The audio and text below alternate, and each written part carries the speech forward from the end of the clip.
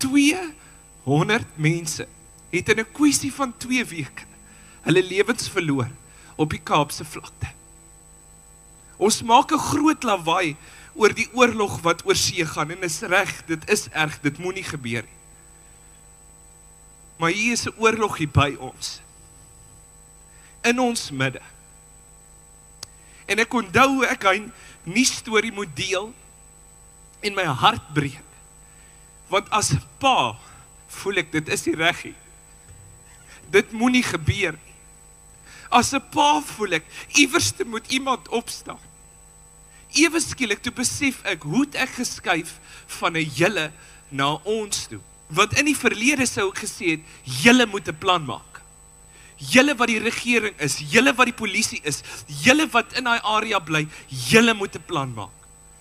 En ewe skielik, toe raak dit, ek moet 'n plan maak. Ek moet opstaan. Ek as 'n pa, al bly ek nie in daai area nie, al het bende geweld my nog nie aan my vel geraak nie, ek moet opstaan. Ons moet opstaan. En daarom is ek hier vandag. Ek het nie 'n klomp grade nie, ek het nog niks regtig reg gekry in hierdie planeet aarde nie, die hemel weet, ek het nog nooit iemand geslaan nie, ek het nie krag nie, ek het niks. Al wat ek het is, ek is 'n pa. En as man, moet ons opstaan. Want genoeg is genoeg.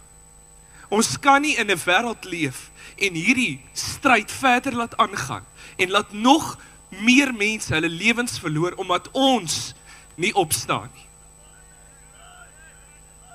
So vandag kom staan ek as 'n pa en ek sê, kom ons staan op.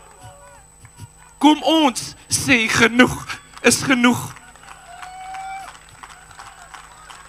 Kom ons sê, in ons streek, in die Weskaap, sal bende geweld nie verder aangaan nie, want ons staan op.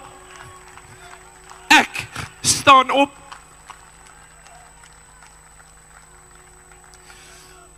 En daarom is ek hier om vandag vir jou te sê, die 1 November vertrou ons die Here vir 'n bonatuurlike wonderwerk. 30,000 mans, soos jy, soos ek, gaan opstaan en sê, in my straat, in my dorp, in my omgewing, sal daar nie bende geweld wees nie. In my dorp, in my streek, in my stad, sal